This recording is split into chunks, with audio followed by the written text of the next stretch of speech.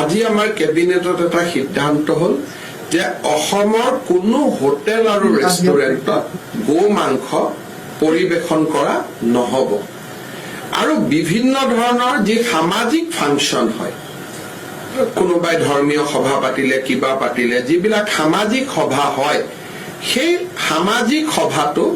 গো মাংস খাব পৰা নহব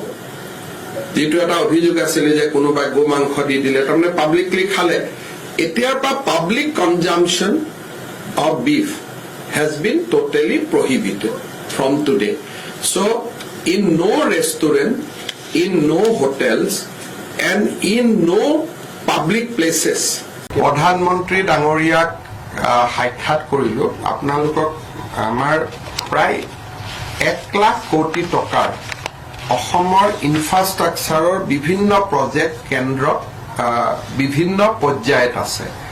মই কেইটামান আপোনালোকক উদাহৰণ দিছো আমি 25 ফেব্ৰুৱাৰীৰ আগতে আমি কেইবাটাও কাম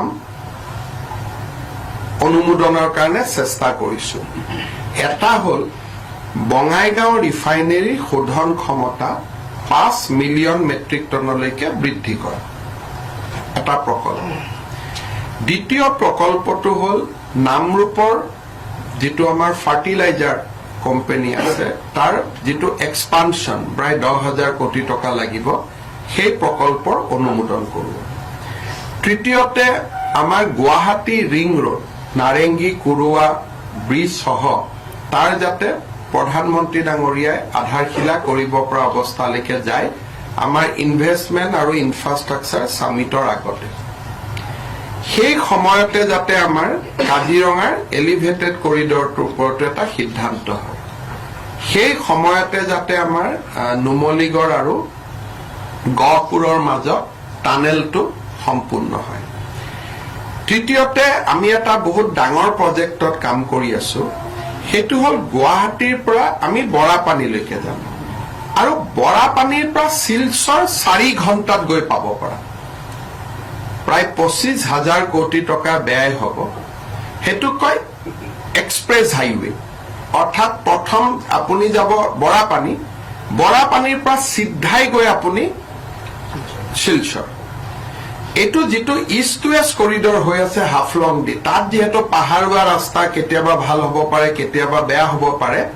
তাৰ কাৰণে এটা বহুত ডাঙৰ প্ৰজেক্ট চিন্তা কৰা হৈছে যে ৰাতিপুৱা আপুনি শিলচৰত গৈ গধূলি যাতে ঘূৰি আহিব পাৰে তেনেকুৱা এটা প্ৰকল্প চিন্তা কৰি তাৰ বিষয়ে আমি প্ৰধানমন্ত্ৰী ডাঙৰীয়াক এটা নিবেদন কৰা হৈছে যে আপুনি এটো কনসিডাৰ কৰক তেতিয়া আমাৰ খুব ফাস্ট হ'ব 1.5 ঘণ্টা বৰাপানী গৈ আৰু নেক্সট 3.5 ঘণ্টাত আপুনি ৰবি কোনটো জায়গাত গৈ পাম পঞ্চগ্ৰামত গৈ পাব পাৰো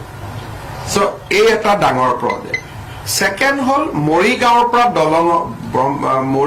পৰা দৰং সংযোগী ব্ৰহ্মপুত্ৰৰ ওপৰত আৰু এখন দলং নাৰেংগী কুৰুৱাৰ লগতে আৰু এখন দলং সো এনেকে বহুত কেইটা প্ৰজেক্ট আমি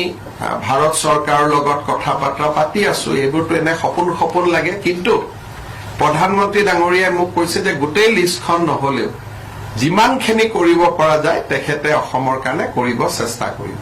গতিকে ইমান ডাঙৰ লিষ্ট হলে 1 লাখ কোটি মান লাগিব কিন্তু তথাপিতো তেখেতে মোক কথা দিছে যেনেকে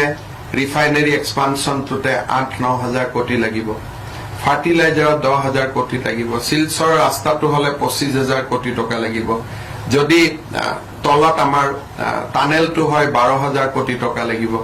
গুৱাহাটী ৰিং ৰোডত 8,000 কোটি এলিভেটেড কৰিডৰটো হলে 8,000 কোটি তাৰমানে গোটেইবোৰ মিলিলে শিলচৰ ৰাস্তাটোত অকলে 25,000 ক্ৰ'ৰ্ছ গতিকে এইবিলাক একোটা বহুত ডাঙৰ কথা কিন্তু প্ৰধানমন্ত্ৰী ডাঙৰীয়াই আশ্বাস দিছে যে গোটেই লিষ্টখন নহলেও 25 ফেব্ৰুৱাৰীলৈকে তেওঁ অসমক যিমান পাৰে ভাল খবৰ দিবৰ কাৰণে চেষ্টা কৰিব তাৰ লগত আমাৰ গুৱাহাটীৰ দুয়োপাৰে জাগিৰোড আৰু পলাশবাৰী এই গোটেই প্ৰকল্পখিনিক লৈ গুৱাহাটীক সামৰি